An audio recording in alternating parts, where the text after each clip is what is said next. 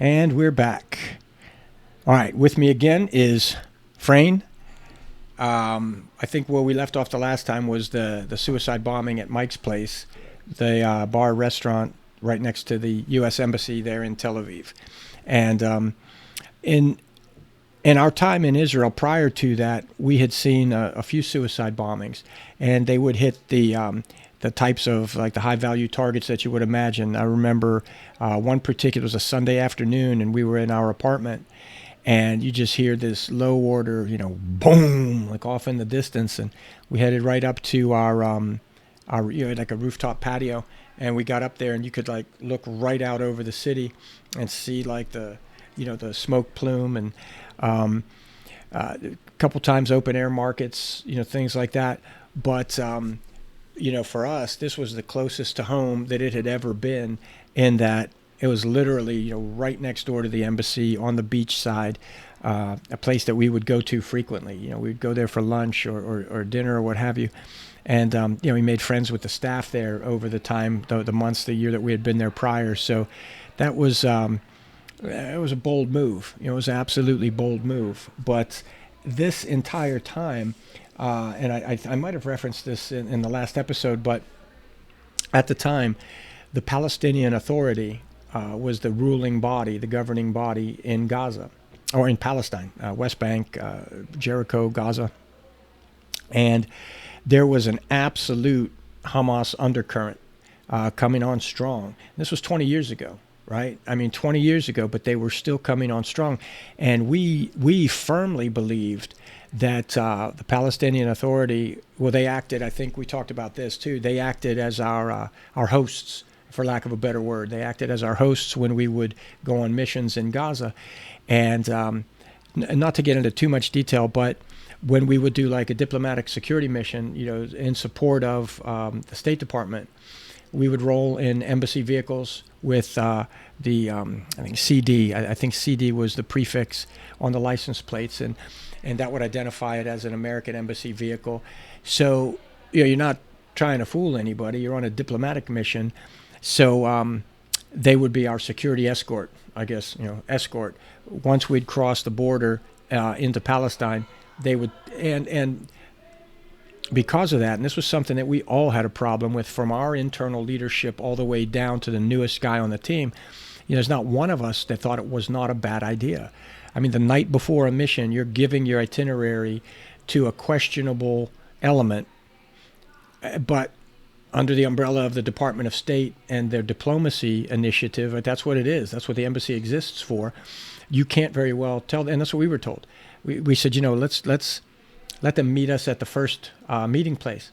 Is it more or less likely that they're going to attempt something in the heart of Gaza City? Who knows? You figure that out. You've achieved something. But I think our point with that was, we're time and place predictable. We enter at the same, the northern, from the Erez crossing, which was the controlled checkpoint. From there, and you'd cross right over into Palestine every time, every mission. Time and place predictable, because we send our itinerary, and they know where we're going and what times we'll need to be there. And we already believed, wholeheartedly, we believed that they had already been corrupted, infiltrated, that there were guys in the PA that were wearing two hats, working for Hamas and working. I don't remember if I mentioned this or not, but we went to a convention center, for lack of a better word, in the heart of Gaza City. We had gone to a convention center, and we were doing a rotation. We were doing a rotation where one person, the State Department officer that was with us, the State Department agent at that time, was a really good guy. He was inside with the package. One of us would stay in the lobby area, say, with him or close enough to him. So we weren't in the meeting room, but and then at this particular time we were rotating. So I was the one who was kind of in the entryway to the convention center. So I'd get eyes on Eric, our State Department counterpart, head nod across the hallway or down the hall or whatever. This particular moment, I'd kind of rove around.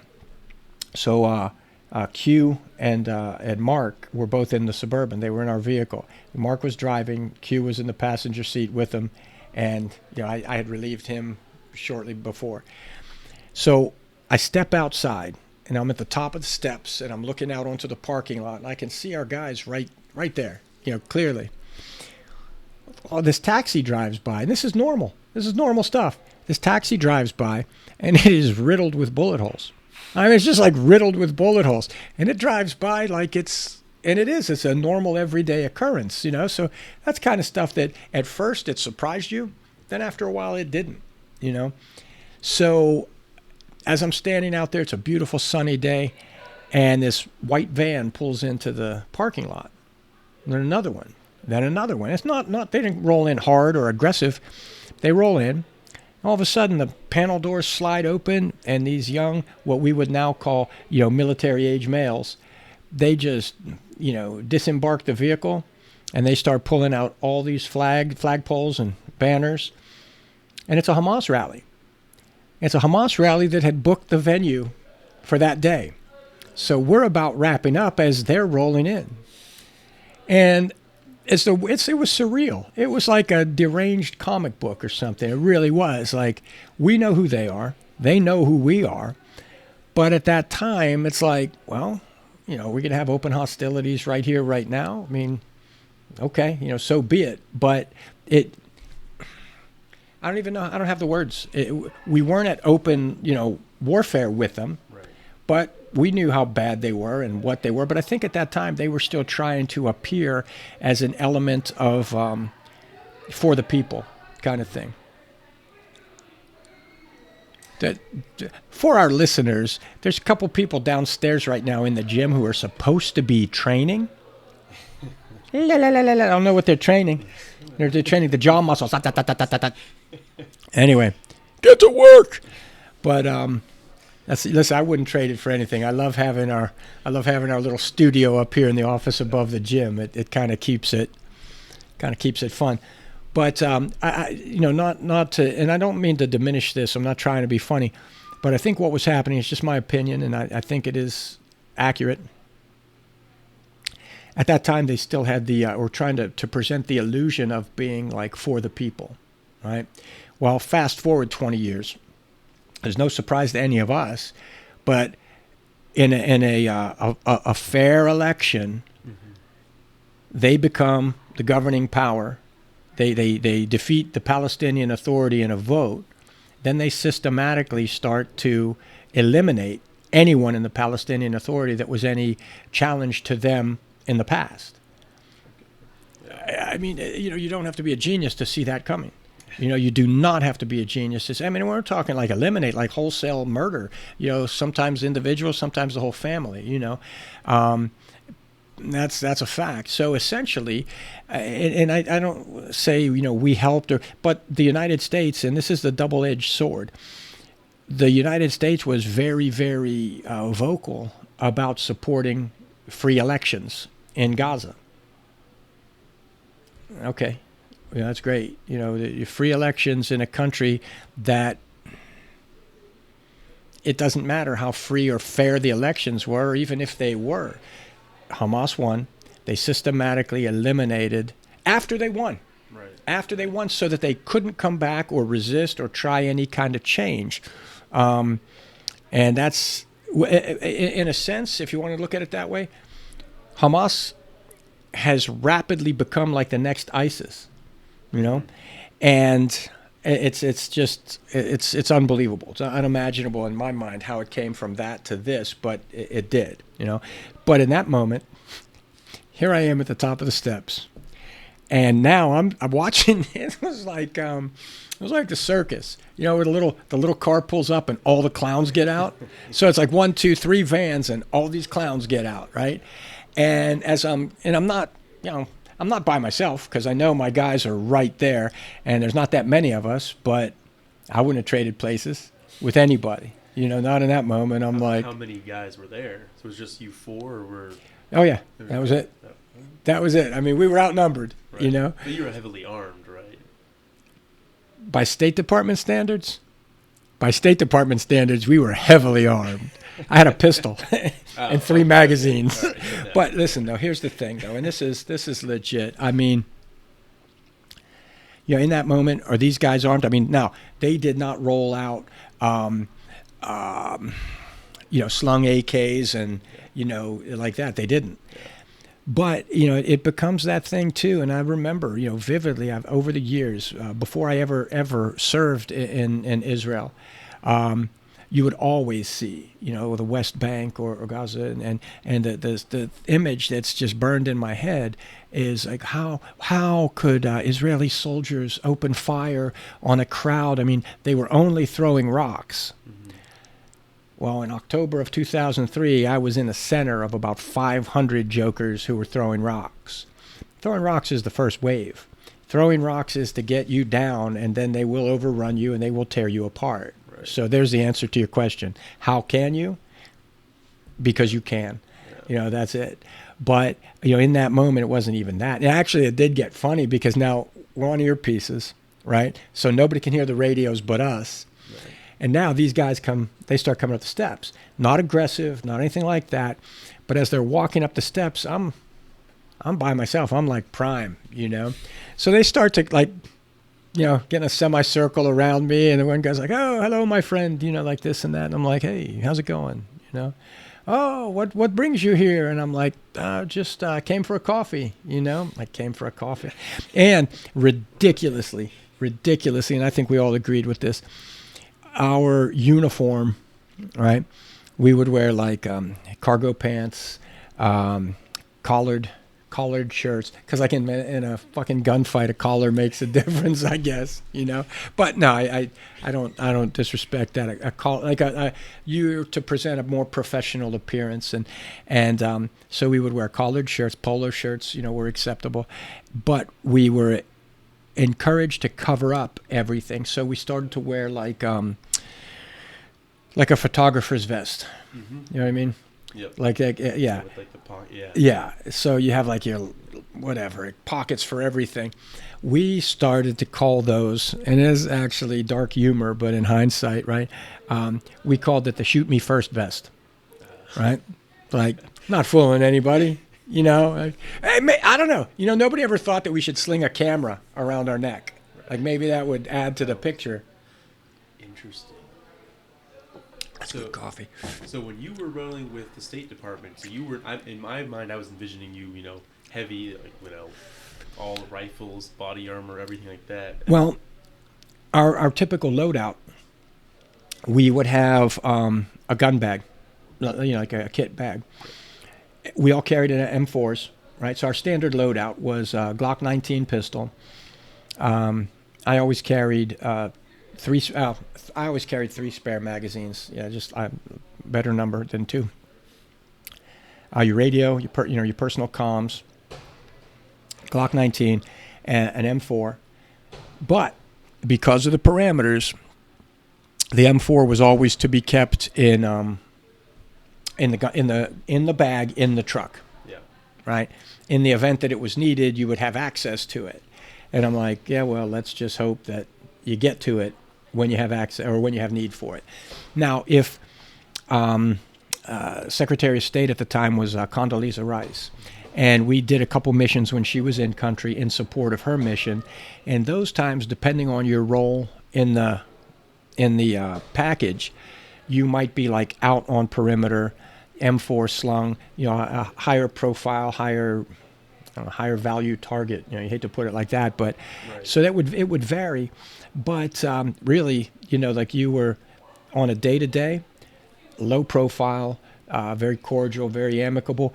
But then the crazy part too was I remember going to a meeting once, and again, you always go expecting the worst, right? Prepare for the worst, and then expect, you back it up from there.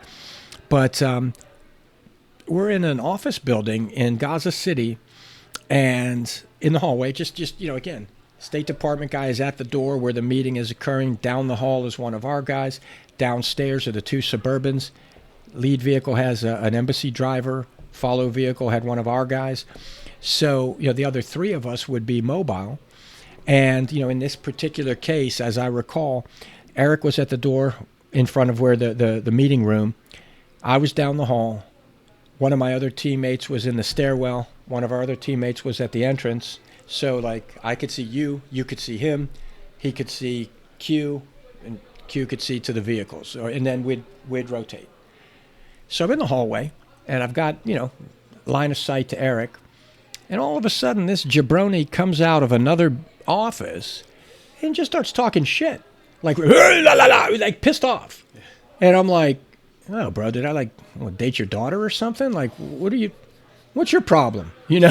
And of course, I didn't say anything, of course, but I didn't even understand what he was saying, but it was the body language and the tone. Essentially, you're getting a strong vibe like, these guys are here and I don't like it. So I just kind of, mosey on down the hall like it's an everyday thing. And I said to Eric, I was like, what's happening? And he was much more mature than I was, because he's just like, easy, like don't. And he was right. He was absolutely right because, in my temperament, he's pissed off. Maybe he's pissed off at, some wrongdoing that happened to. All right, we've got people coming upstairs. Maybe they want to be guests on the show. Who knows? Who can say? But in that regard, I understand it. But at the same time, my first thing was, well, is this guy going to be a problem? Right. Because and another thing too is it was nothing to see armed civilians. I mean, we're out in front of a venue like this one I'm talking about one particular day, and this, military age male goes right down the middle of the street with a slung M4 with a sniper scope on it. Just walking along like it's an everyday thing, and we're not out in the country. It's not a hunting rifle. Right. I'm like, what the shit? But that was the norm. That was the absolute norm. But, things like that would happen quite a bit. And I think for us, it all kind of fed into that circle of like just incongruous. Okay, we're time and place predictable. In a place where abnormal is normal. Right.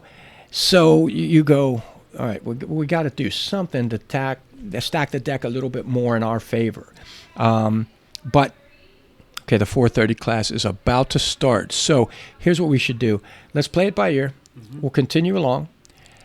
If it gets too loud, if it gets, rocking or whatever, maybe we'll go join in the workout. I don't know. Who's to say? Sure, who's to say? Who's to say? Because you know why? You never know. But I will tell you this. If you're not training, if you're not preparing yourself, shame on you, because somewhere right now, a true believer is training to kill you. That's no shit, all right? Don't believe it. And I've never been I think there's a world of difference between being prepared and being considered a prepper, mm-hmm. right? A prepper. I'm like, prep for what? Prepare for everything, Right. I don't mean to slurp, but I'll tell you what. This is Black Rifle Power Llama. I think so. It's a Power Llama. Yeah. I was gonna say this, but you could read it right off the package, and I wouldn't do it justice. I am detecting hint of grilled peach, jasmine, and something else that's quite tasty. But it really is. It's good. It's good coffee. Black Rifle coffee. But so like I said, the abnormal becomes the norm. And I think we talked about this the last time too. We rolled out on our first mission, never having fired our weapons. Right. Now we were, given them by state, and they assured us that hey, they've been BZO'd, they've been fired. Well, that's great, but not by me, not by you, not by our team. But our first order of business, one of the first things that Q told me to do was find a range. Right. And we did. We were always training, which was fantastic. I wouldn't have traded that experience for anything in the world. I mean, I've thankfully never been a part of a project like it, but I've seen other projects or heard about them where good enough is good enough. And I'm like, well, not when my life or yours or any member of my team is in the balance. I'm not going to have to explain to someone's wife or mom or brother, oh yeah, well, we went over and we were ready, but man, shut up. And that was an eye opener, because once I got, when we were on this project, it was just us. The only other contractors we ever came into contact with worked for another government agency, and those guys were legit. They were legit. So My first time out of the gate, I was pretty spoiled. I worked with some great guys, well, except a couple cycled through, but they self-destructed. Yeah. They just self-destructed. But a couple others, like I said, I mean, we didn't waste any time. We made the most of it. Right. So if we go back, how did this scenario resolve itself with the disgruntled gentleman who came out in the hall yelling? Yeah, so what ended up happening was one of the members of the office that we were there to see, I guess he heard the loud voice, not voices. Yeah, because I just made it clear to Eric. I was like, what the fuck is this? Yeah. And he's like, Rock, easy. I swear, and God bless him. He is a friend to this day, a dear friend. But I probably gave him some gray hair because it's like, what I remember most is that smile. And he would just go, Rock, easy. And I'm like, easy? Like this between me and you. Like I'm not like pulling my blade. Like I'm going to gut this guy, but it's good. He's a good dude. But what ended up happening was a member from the host's office stepped out into the hall. He heard what was, the raised voice. So he goes across the hall. He has words with this guy. And as he's walking back towards us, I remember vividly, and it's weird, the stuff you remember. I remember there was a big window at the end of the hall. The hall was dimly lit. For all I know, the power may have even been off in the hallway, but a big window at the end of the hall. So we were almost in shadow, Okay. And I remember as the host member walked back toward us, I remember Eric going, hey, like what? Like he addressed him by name, and he's like, what? Like what's happening? Like the universal, like what's happening? And then in English, then the host says, oh, he has a problem with Westerners, this and that. And I will tell you, when we used to drive in on, again, diplomatic missions, right, you could set your clock by it. If anything had recently happened in the news where America, Office of the President came out in favor of the Palestinians, maybe it was even in a statement, when we would drive through Gaza City on the way to a meeting, going through the marketplaces and whatnot, civilians on the street would like wave at us, yell, hey, If it went the other way, if for any reason, like we criticized Yasser Arafat was still alive at the time, and if the office of the president, was critical and or appeared to be in favor of the Israeli government, they'd throw shit at us, and I don't laugh at it, but it was surreal. 1 minute they're cheering, the next minute they're throwing cantaloupes at us. I'm like, okay, sorry but I believe that was really the root cause of it. And listen, I don't for a minute take that lightly. I don't. I mean, I've said this over and over, and I don't need to repeat it again, but I will. It's all the difference in the world between supporting the Palestinian citizenry, because right now you got some good people there like you have everywhere. Just like when the Russians rolled across the border of Ukraine, you've got civilians caught up in someone else's mess. I really think the despicable part or big part of it is when you have Hamas leadership will look you right in the eye and say, about a week ago, I don't remember the news service, but there was a leader of Hamas who was interviewed. And the interviewer actually said to him, he said, with all these civilians suffering, you've got miles of tunnels under the city and bunkers. Why not let them take refuge there? This joker didn't even bat an eye. He looks right at the reporter, and he was like almost as if to say, how could you ask such a stupid question? He was like, well, those are for the Hamas fighters. So, there's no level of care. There's no level of concern for the civilian population. Now, having said that, I don't mean to sound like, well, if they don't care for their people, why should we? Because we're human. That's why. That's exactly why. When you can fill yourself so much with hate that you lose sight of the fact that, well, I'll show you. I don't care how many of my own people I have to kill to make my point. That's an ideology that I think most Westerners don't understand. I don't like it.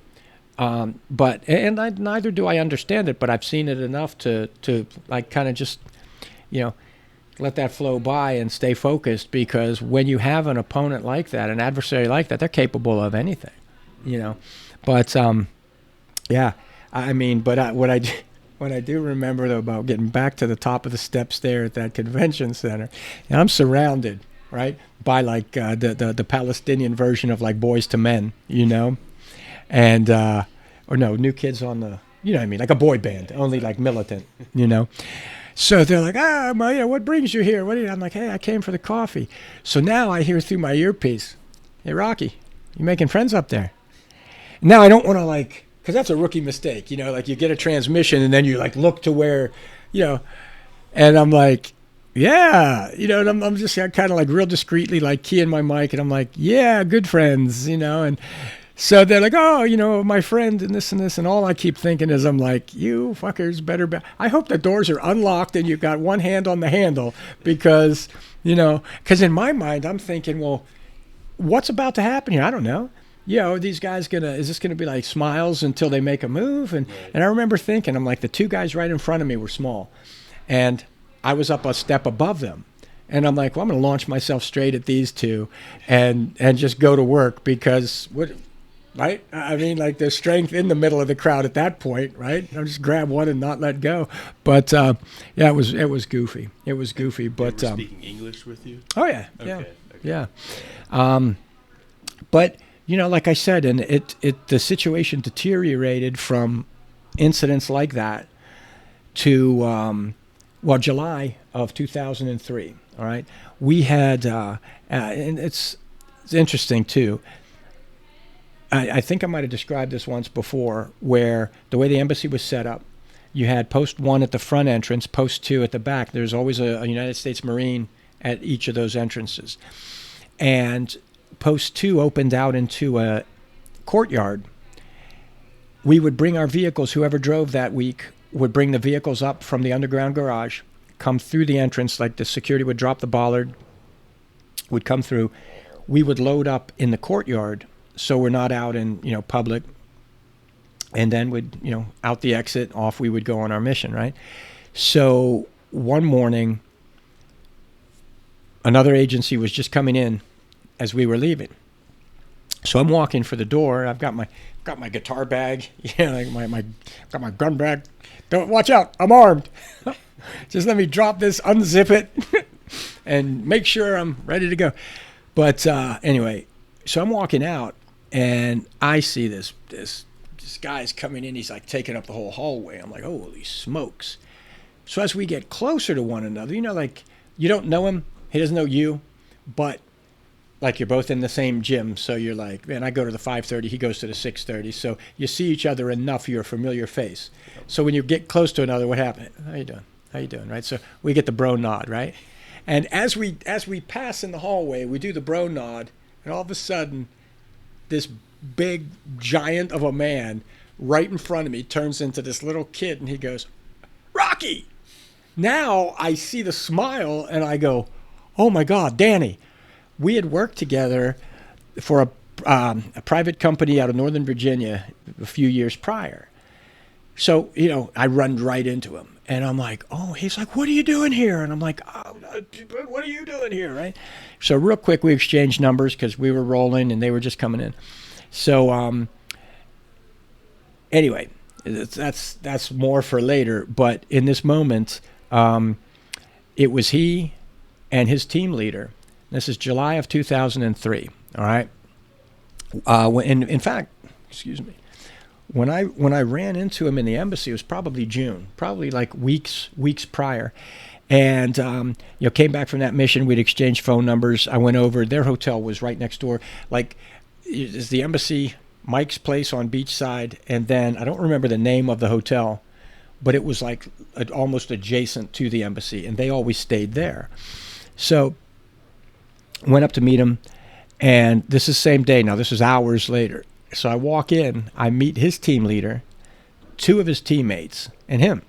First thing the team leader says to me is a guy named Mark, really good dude. He goes, so Danny tells me you want to come to work for us. And I'm like, and in that instant, I didn't even have to think about it. I was like, yes, I do. And he was like, well, all right then. He goes, well, look, and I'll never forget this. He goes, this is Jimbo and this is Bodie. And I'm like, hey, guys. And this just to give you an idea of the machine that supports this, right? Danny and Mark were staff members of this particular agency, right? And in the vernacular, they would like referred to them as like blue badgers, right? Like you're a blue badge. So your ID badge has your photo, and it has all your alphanumerics, but the border around your photo is in blue. Hence, your badge is blue. Remember my colors. Jimbo and Bodie were contractors. They worked for two different companies. Now, picture the demand where you don't have enough staff members, so you got to go to contract, which is the norm. I mean, it became the norm, right? Hell, even the State Department, that was contract, because the State Department did not have enough agents in the Diplomatic Security Service, so they went to contracts, and we filled that one. So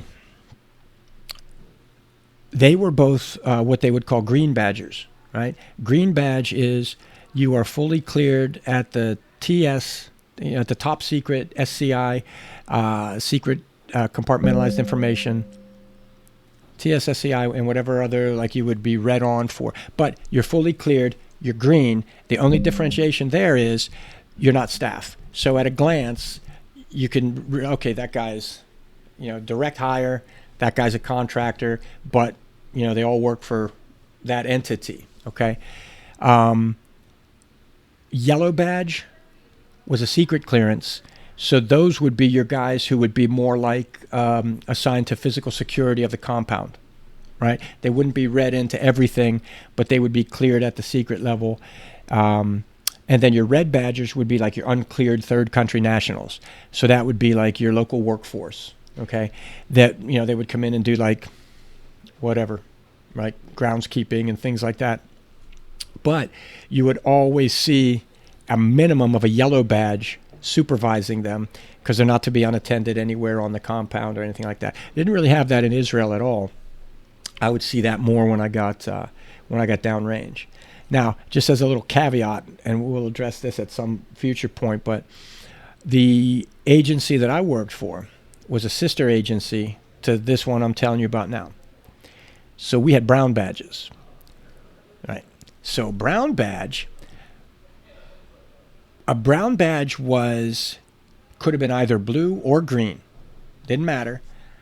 When that agency saw brown, they realized that, like, okay, OGA, if you've ever heard that expression, other government agency, which I used to always chuckle at that. Other government agency. Well, I guess the U.S. Forestry Department is OGA, right? But, I mean, what brown meant or indicated on their watch, on their compounds, was you are fully cleared at the TSSCI level. You have full access, but you're not, like, you're a sister agency, you're not them. Okay. Yeah, and we're like, yeah, roger that. It did. It turned out, I swear to God, there were times that it reminded me of the what's the card game, Uno? Mm-hmm. You know what I mean? You start dealing them out, and there's all kinds of different colors. I'm like, I don't even know what the hell that means, But anyway, so I became good friends with Mark, and in his first meeting, he was like, okay, he goes, so Jimbo works for Blackwater, and he's like, Bodie works for MVM. And at that time, they were both major players in the contracting game, right?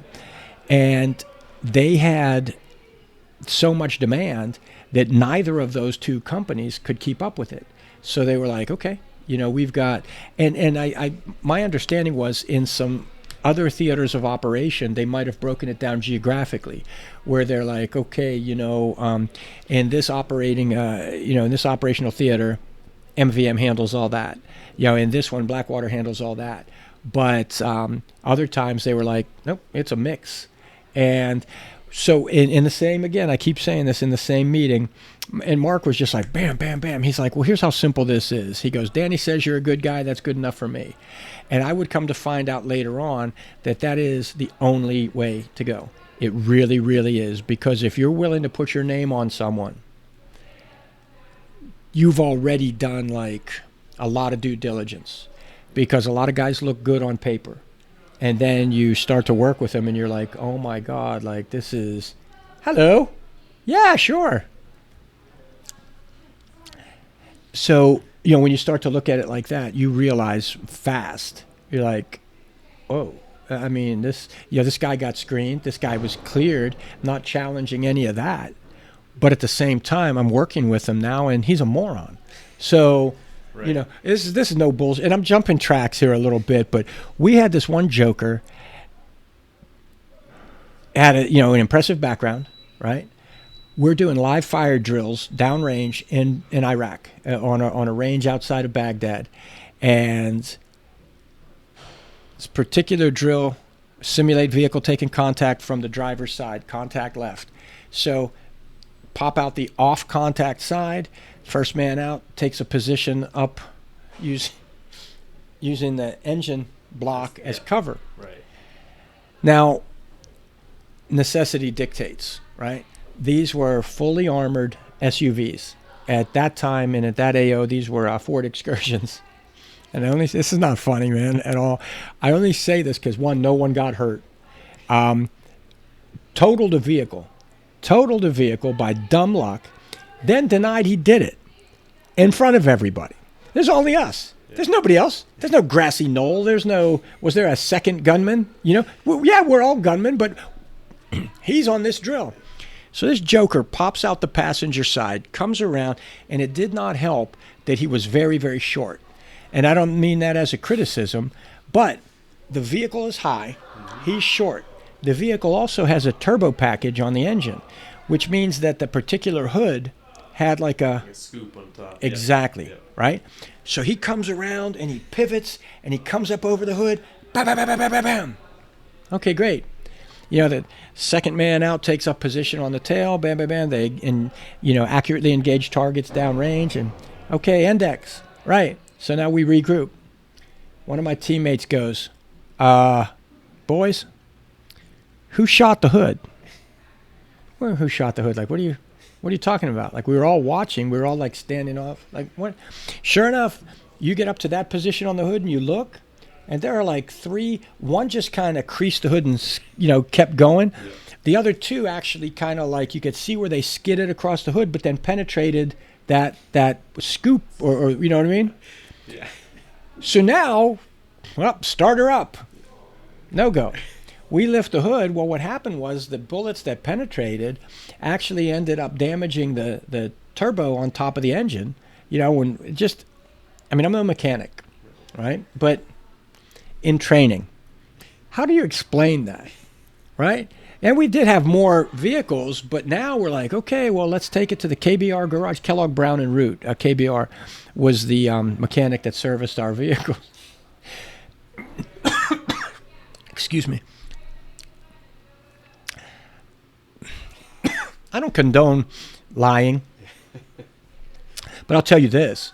I was like, there's no goddamn way we're going to go to this garage and tell this mechanic that we shot our own vehicle, right? And they all ask, hey, what happened? I'm like, oh, God, Well, this asshole put 3 rounds in the hood on purpose. I would like to think not, but that's silliness. But anyway, so, at that time, back in the hotel, Mark is saying, well, this is what's what. And he said, the smart play for you would be this. Apply for direct hire if you're interested. If you're interested, apply for direct hire, but also apply for a contract position with both of these companies because you'll essentially triple your chances. He said, the blue badge is kind of finicky because sometimes they hire very fast. Other times it can take forever. It's a long process. And he said, but both of these guys, Bodie and Jimbo, both have their packages in for Blue Badge. And I was like, okay, great. So that was like June time frame, October. Within a few months, I would rotate back home and start that process. So, yeah. Now, when you saw Danny in the hallway, did he tell you what group or organization he was working for? Oh yeah. Okay. So yeah. It wasn't a complete surprise. No. But okay. what was funny though was what like OGA, right? In Israel at that time, they worked for political research. They were in the Office of Political Research. Okay. Ambiguous, and this is something that you can remember this. Something ambiguous enough to be boring that nobody would ever ask you about. Picture this. This is always your litmus test. Picture you're on a plane and there's somebody beside you. And this is one thing I will never forget. An instructor told us this when I was a very, very young man. Gentlemen, believe me, trust me, none of you are as good looking as you think you are. So, when a woman that normally wouldn't look at you twice sits down and strikes up a conversation, she is a foreign intelligence officer. Bank on it. Right? I didn't have to be told that twice. Even with my ego, I did not have to be told that twice. I was like, yeah, check. Absolutely. Absolutely. So, but yeah, but like I said, so political research. So what do you do? Or worse, you're not in an airplane, you're at a cafe in country, and obviously you're from the embassy. Oh, so what do you do? Well, you're already done. I work for the Office of Political Research. That sounds so boring. I'm going to move on, But, yeah, and he was their resident bulldozer. I mean, just a really good-natured guy. Just a good dude. Very, very good dude with a lot of colorful stories. Now, did people ask you what you were doing, and did you have to be a bit clandestine at that time? This is how clandestine we were, okay? In Israel. Oh, goddamn, man. Where is he? So, look up at this picture right here. Mm-hmm. The guy on the far right with the slick back hair. Yep. All right, that's Mark. I don't know what the hell possessed him. And listen, he's no longer with us, right? We lost him in October of 2003, so I'm going to blame him for this. And because I think it was him. He came up with the story that we were Canadian hockey players. Why are we in Israel? Right off, he's like, are you kidding? He's like, well, hockey's not that big a sport here, but and they actually did have a couple leagues further north in Golan, like the Golan Heights. He's like, oh, we're here to see if we can get this started. He's like, we're forming a league, and he's like, oh yeah, we, and he wouldn't really do a strong accent, but he'd go, oh yeah, Rocky and I, we're from Ontario, yeah, and he's like, hockey, we play hockey, and I'm like, well, I do like hockey. And I guess we could talk the talk a little bit about it. But, yeah, we were Canadian hockey players. I'm like, what would possess you to come up with that? And he did over a beer. He was like, bro, look. He goes, none of us are small. Again, you don't talk hockey in Canada. Right. You will be found out. Right. But in Tel Aviv, you probably get away with like, oh, are you kidding? That's offsides. You never see a game on TV. It's always, football, soccer, I mean, But, yeah, so. Yeah, I just think that's interesting because I know in one of my favorite movies, Sicario, I think Josh Brolin's character says he's a DOD advisor. Yeah. Right? She asked the protagonist, she asked. Exactly. DOD advisor. Right. Right. And I don't know if you knew this, and I'm telling it. I'm telling it all. Emily Blunt played the female FBI, I believe she was, yes. Right, in the movie. That character was actually based on my cousin. Actually based on my cousin who worked for another government agency and ran some similar mission profiles, And, yeah, I just found that out recently, and I was pretty impressed by that. Pretty impressed by that, cuz. Love you if you ever hear this. Not naming any names. But, yeah, true story. True story. But, yeah, DOD advisor, right? But what was really wild, and I would like to finish this part tonight. So we would see these guys constantly, especially now because, they're almost like, hey, man, Rocky's coming over, yeah. And I'm like, yes, this is so cool, And I don't know. First of all, 9/11 had already happened. It's what brought me to contracting to begin with. And I wouldn't have traded that for anything. I think I mentioned this previously. Excuse me. On 9/11, the first call I made was home. Obviously, I was in Northern Virginia, but I called my wife, and didn't even know what had happened yet. By the time I got her on the phone and to see it on the television at the same time. So when I hung up with her, the first thing I did was I called the Navy offices at the Pittsburgh Federal Building where I came through in the first place. And before they could even get back to me, and they got back to me the next day, I got a call from another friend of mine who was like, hey, would you be interested in coming to work for us? It got me into contracting almost immediately. So, that was what it was. But, I wouldn't have traded it, because on my first deployment to Baghdad, I ran into, and just by timeline, I see this guy in the dining hall with Navy wings, right? Navy wings and his rank insignia, and I'm like, wow, had I stayed in, I would have been a lieutenant commander by now myself. And I'm like, Navy wings, they don't just give those away. So I'm like, close to my year group. So now I don't want to be a stalker, but as fate would have it, we're walking opposite directions, and I can read his name tag. And I'm like, Cheatham. I'm like, I know that guy. We came through Pensacola together. So I worked my way over, and I was like, excuse me. Now, bear in mind, right, he's all short hair, squeaky clean, naval officer in a flight suit, and I'm not.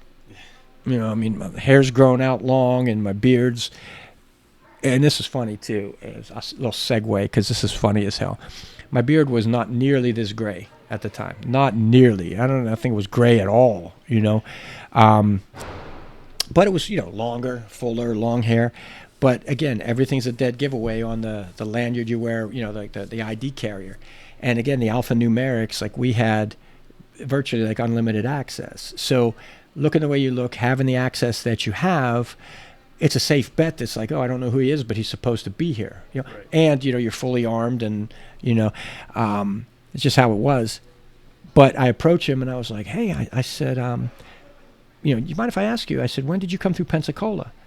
And he was like, oh, I came through in 1989. I was like, no kidding. And I smiled, and I was like, AOCS, Aviation Officer Candidate School. He said, yeah.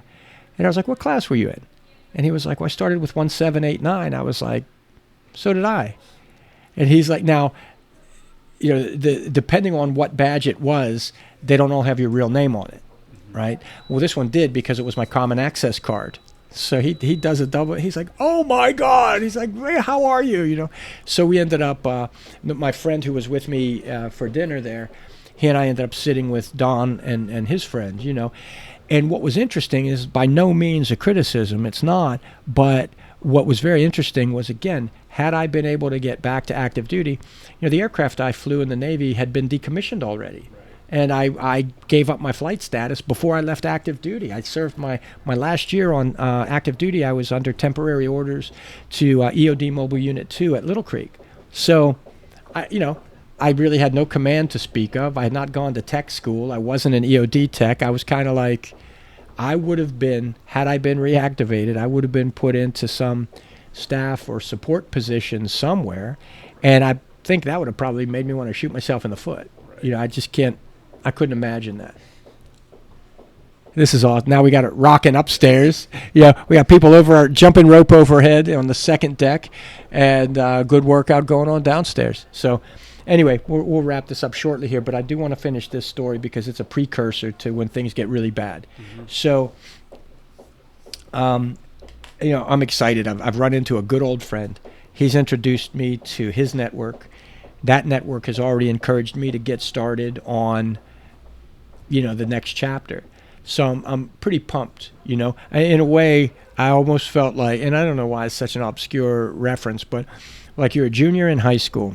You've already been accepted to college, right? Varsity letterman, you're doing good.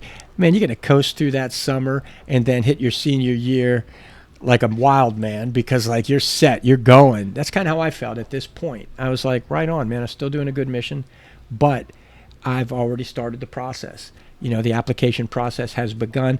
And what was super was I've got 2 Blue Badgers kind of making the introductions in-house. I've got 2 contractors, each with one of the biggest providers of contract security in the global war on terror, each of them going, hey, you know what, send your resume to this address, email address.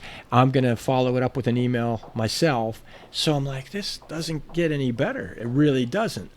So now, July 2003, we get word, hey, GRS team just took a hit. We're like, well, we took a hit. Like, how bad? Well, nobody was killed, but they're on their way back now. Right on. Well, come to find out, the vehicle that got hit was Mark and Danny. Okay, so they get back. I think we caught up maybe the next day, and I remember talking to them face to face. Good dudes, solid dudes, and they're like, "Man, we'll be glad to tell you what happened, and if you want a debrief, like we'll give you a thorough debrief because, they're coming after us." Like at that, I think, as I recall, I think that's where it became public knowledge that Hamas had put a bounty on all of us. Any American operatives working in Gaza, 50,000, and that's just how fucked up I was at the time, right? I hear the dollar value, and it pissed me off. I was like, 50,000? That's it. Well, strap in, motherfucker, because it's going to get bumpy, And I just don't know. I mean, my mind at the time was a little bit different. I'd still be insulted. I really would. I'd be like, it's not enough, But that's when we found out that. But so now, again, think about what we talked about earlier, right? This little boy band, a farce that they're playing, like there's a community rally, and we have our cute little green flags with all this bullshit. That's the tip of the iceberg, I hate to use such a cliched expression, but that's the tip of the iceberg. You present yourself as like, we're here for the people. You are not. You're there to further your own hate-filled agenda, and that's a fact, And I want to put a pin in this because I want to tell this story too, just so anybody listening doesn't think that this is not bias. This is having been. No, know what? I do have a bias born of experience and firsthand knowledge. This is an actual fact. This happened. There was a suicide bombing that took place inside the Erez checkpoint where you would process to come across. Okay. And the way they did this was, and out of all respect for, cultural respect, only females would inspect females. Only males would inspect males. So this Palestinian female civilian comes through, and she's apparently pregnant. She's in a burqa, full, cultural, from like the hood to the robe. And with all respect, the IDF female says, "Oh, yes, ma'am, please come this way." So they bring her through the turnstile. She gets inside to the processing center. Inside the processing center, she clacks herself off. She's not pregnant. She's wrapped in a suicide vest, right? An S vest. She clacks herself off. Well, it obliterates. I don't remember how many were killed. I didn't have the stomach to check it up again online, but she completely vaporizes the IDF soldier, the female who's in front of her, and just carnage, right? So shortly after that, we happened to be at Erez, and we're going through the same processing location, but we didn't have to go through. We were in the incoming to see where it had happened. That's the State Department package that we took down that day was there to whether consult or what have you. Now all you can smell now is fresh paint and pine sol. I remember that like vividly, that strong pine cleaner and fresh paint. And as they're talking business and, again, a debrief of how it happened, we had heard it. We knew how it happened. I go over to similar to like the window over here, right? And it's Lexan, like a ballistic glass. Mm-hmm. And something catches my eye, and there's like a metallic like sparkle. So I walk over and I look, and no shit, there's a BB in the glass. Like, it looks like it was poured in there. And one of our host officers from the IDF sees me like right up on the glass, like I'm mesmerized by this. And he comes over and he says, "Oh, Rocky," he said, "you saw that?" And I was like, "Joe," like, he was like, "Yeah." And I mean, he didn't have to say it. I mean, picture. So you've got an improvised explosive device, whatever, you're probably like a Semtex or a C4 component, something like that. But, anything's fair game. Ball bearings are popular, BBs, right? Anything that's going to provide spread blast, right? Well, imagine how hot and fast that thing's traveling. So it's hot enough that when it impacted the Lexan, it was hot enough that it melted itself into it. Well, there's no way to get it out, so, you leave it. But so that's that's what it is. Okay. Now the backstory on it. All right. This is how fucked up the pathology, the mindset. This woman was a wife, just a Palestinian wife, mother.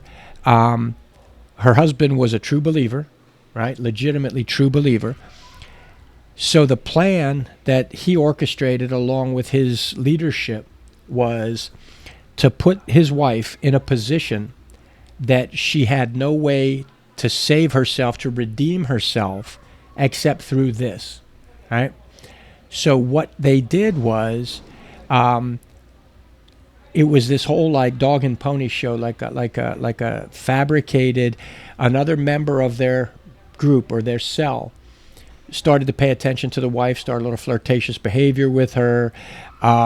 Maybe, I don't know, I couldn't tell you their domestic partnership prior, but maybe he was just, maybe her husband was just a dick to begin with. All right. Long story short, this character essentially seduces her like a courtship. A courtship seduces her, and then, oh, big surprise, gets found out. Well, getting found out was the hook, right? Because now there's no way that she could redeem herself other than some great act of sacrifice. So she is essentially misled, victimized, like for all intents and purposes. That's fucked up, right? And she commits this act, and she takes her own life, and how many other lives in the process. Now, I don't know that there's a measure for hatred that deep. I really don't. But this is the mindset that you're up against, okay? So now, they put a bounty out on us, and like childishly, like to me, that's where I kind of check myself, because I'm like, dude, you're pissed off that they didn't put a high enough bounty. Well, here's a woman that's minding her own business who gets radicalized by her own husband. What do you do with that? I don't even know. I don't know. So now, and this is where, again, the same leadership, the same group of people that would not allow us to use different points of ingress. Well, no, they're our hosts, okay, great. So we go to our side of the house and we say, hey, that ambush that just occurred, right? Oh, yeah, we heard about that. Oh, yeah. You ever watch Mel Brooks? Yeah. Right? Hurrah. I didn't get a harumph out of that guy. It's kind of what it was, right? Now, the guys that ran with us every day, the guys that worked with us, they understood the value of, let's get a firsthand debrief from the men who were there. What their bosses tell them? Oh, no. We don't want a debrief from them, because if they give us a debrief, then we'll owe them. I'm like, you know what? Said from the fucking safety of your desk. Why don't you come out, put your fucking coffee down, come out and roll with us.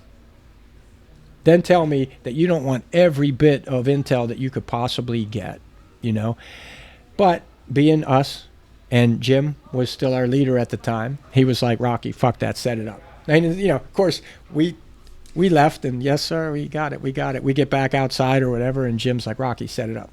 So they came to our place, and they debriefed us. And this was just,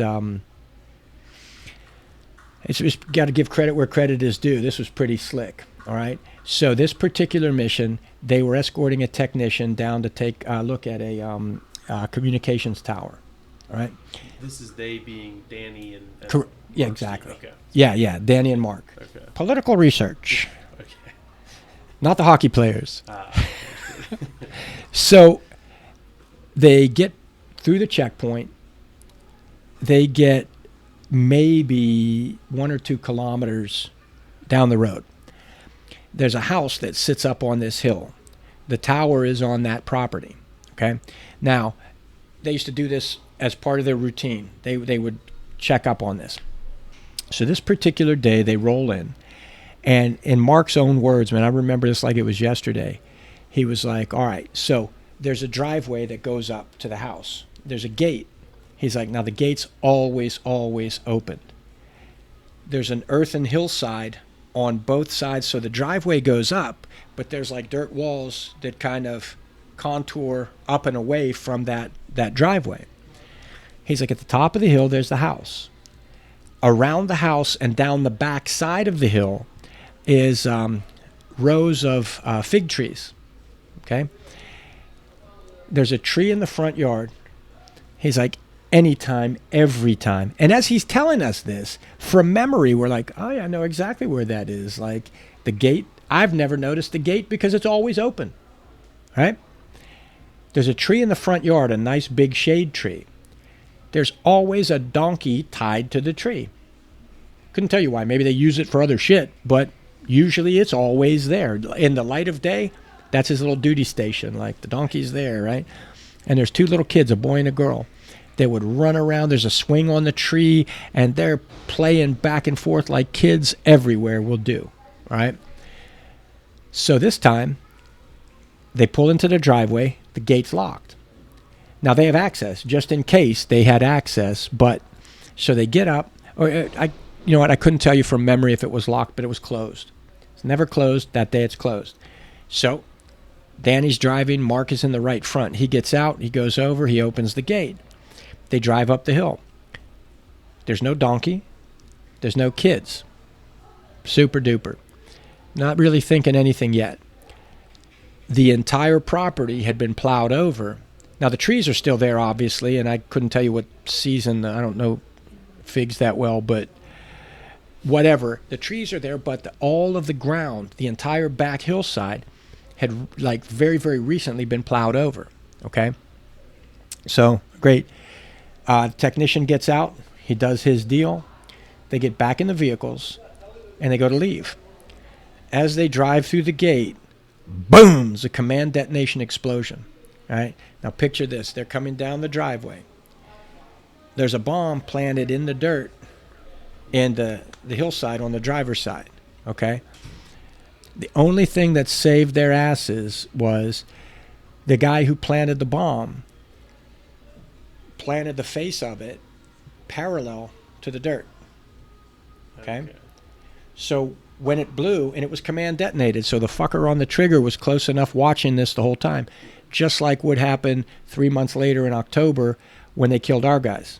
All right? But in that time, every act like this is training for the next one. It's practice for the next one. Even if it succeeds, you know, what could we do better, right? So now, picture this. As this goes, the projectiles go over the vehicle, right? But the shock wave rocks the vehicle. The shock wave, I guess vaporization, like in that instant, you get every ounce of oxygen and air like sucks out, right? Well, that chokes out the engine. So now the vehicle stops. Lexan ballistic glass, it's broken, but it's not out, right? Like the glass cover is like shattered, but it's still on. Yeah. Now, in their own words, they're both knocked, like they're buzzed. Like whether they're out cold or not, I couldn't tell you.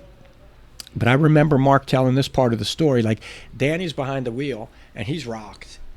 Mark was closer to the device, so he's kind of, he's out.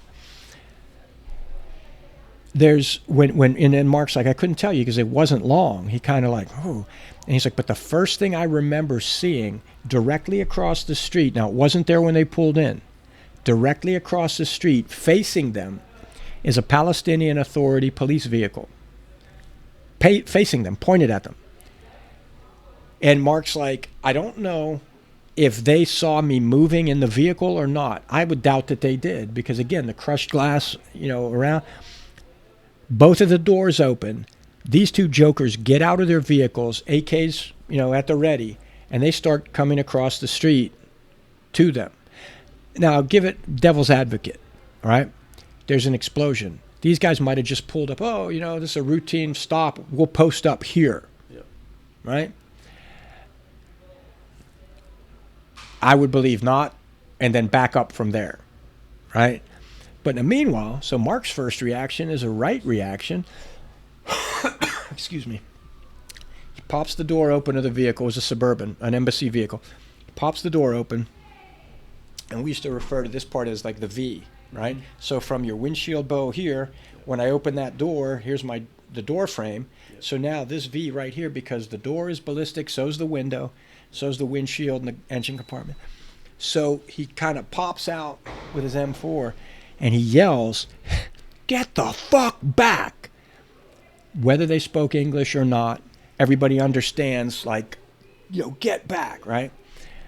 Well, he said that their reaction was such, like, it was suspicious enough in that maybe they were just happened to be there. His point, and I buy this completely, his point was, if they just happened to be there, would they not be approaching with a bit more urgency, cautious urgency? Right. Like, hey, I'd be guns up, because I'm like, is there a secondary attack? Yeah. This is the precursor. When I got hit in 2004, it's exactly what was happening. IEDs or VBIDs would make the first contact, and then there'd be a secondary follow-on, either a high-speed approach from vehicles if you were on a interstate, highway, roads, whatever, or well, that's for another time. But so I get that, I understand that. Approach with caution, but guns up and ready.